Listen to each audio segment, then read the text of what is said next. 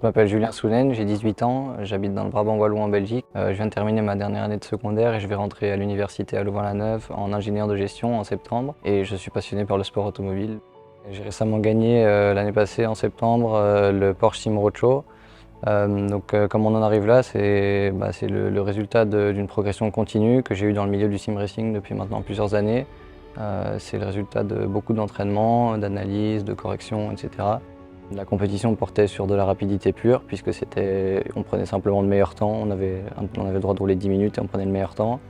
Ce soir-là, j'ai réussi à faire un bon temps et ça m'a permis de gagner cette compétition et après d'avoir cette expérience en Autriche. J'ai eu la chance de faire une dizaine de tours avec une Porsche GT2 RS Club Sport sur le circuit du Red Bull Ring. Forcément, c'est des sensations fantastiques, surtout pour un jeune comme moi qui n'a pas réellement fait de sport automobile dans la vraie vie jusqu'à présent.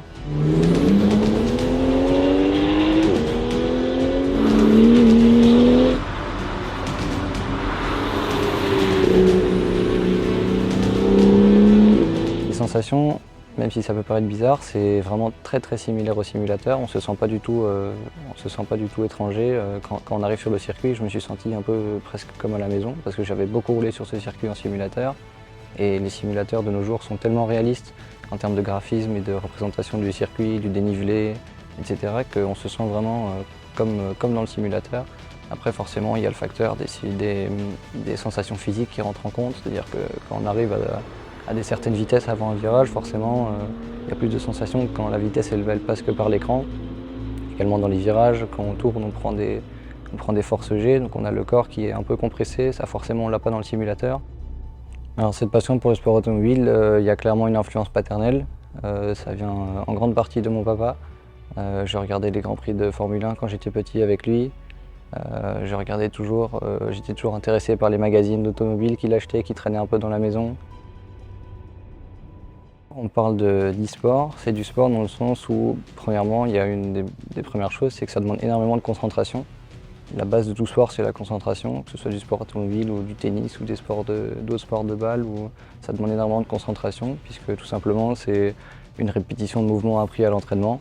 Ensuite, ça génère pas mal de stress, puisque par exemple, quand on n'a qu'un seul tour pour faire une bonne qualification, il faut faire le bon tour à ce moment-là, et ça génère énormément de stress. C'est pas du sport physiquement, parce qu'il y a forcément moins d'efforts que si on courait après une balle ou que si on courait juste dans un stade ou faire de la natation, mais il y a plein de facteurs qu'on retrouve dans les sports normaux, entre guillemets, qu'on retrouve dans le e-sport. L'expérience que j'ai eue au Red Bull Ring avec Porsche et Red Bull, elle m'a pas forcément donné envie de quitter le sim racing, parce que c'est quelque chose que j'affectionne beaucoup. Je le fais depuis que je suis tout petit et même si je venais à devenir pilote professionnel, c'est pas quelque chose que j'arrêterais le sim racing, parce que j'aime beaucoup ça.